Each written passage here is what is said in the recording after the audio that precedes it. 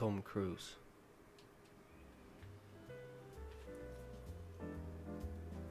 Okay, so hello, it's me, Tom Cruise here. No, I'm just kidding. It's me, James Franco. Of course. No, I'm just kidding. Well, I finally gotten this program that I'm working on in Touch Designer for an exhibition. I've finally gotten it working to a point where I'm actually okay with showing it to people, because there's kind of one bug left with the prompt intake, but other than that it's running basically as flawless as I could expect a real-time image generation model to be running. It's running right now, it's kind of too low resolution to see it, but it's running right now. It's running 15 FPS because I'm recording at a very high resolution, but usually it's running somewhere around like 18 to 20 FPS. But even at the low resolution, it's still following my moves pretty quickly. I had to choose whether I wanted to do the background removal twice. As you can see here, I have two instances where I want the background to be removed from the picture. One time before I generate the image that you see on top of me, and one time after to cut out the black background that comes with the generated picture. But when I was running two instances of background removal, it didn't really affect the performance at all, but it was kind of janky when it removed the outlines of the generated image, because the shape and the color of it jumps around so quickly. So the background removal had kind of a hard time distinguishing from background to subject.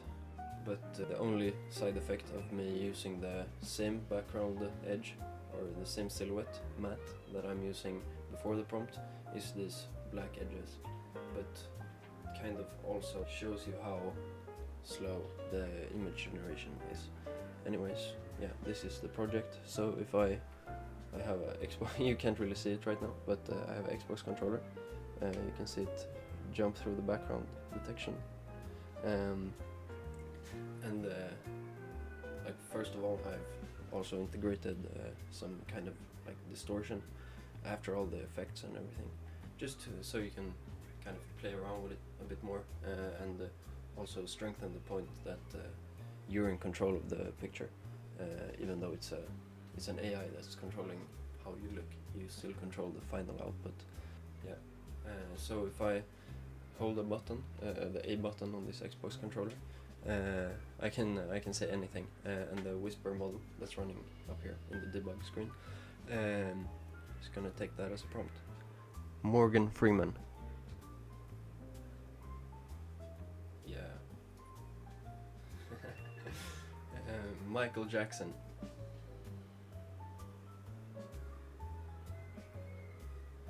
Jason Statham.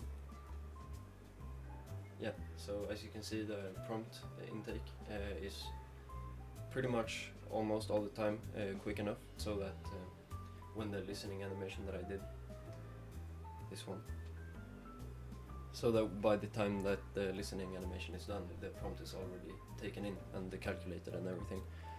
So it's basically like seamless. And also the intake of the prompt into the image generation is also quick enough that by the time the transition animation or whatever is completed, it's also like already changed the prompt, so it's seamlessly changing from one person to another. Mark Ruffalo.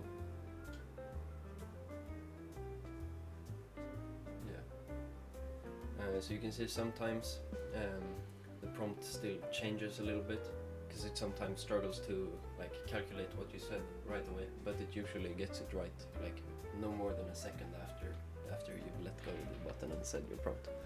But yeah, this is the whole project. You can distort it, play around with the look of it, and also you say anything. I can say cat, the cat. Yeah, I'm a fucking cat, you know. Yeah, that's the project. Tom Cruise. It's gonna be fun to exhibit it and to see what what people do. That's it. Check out my Instagram too, so you can see, because this is not what I usually do. I usually never work with the AI, but check my Instagram out and see what other types of cool visual projects I do. Bye bye.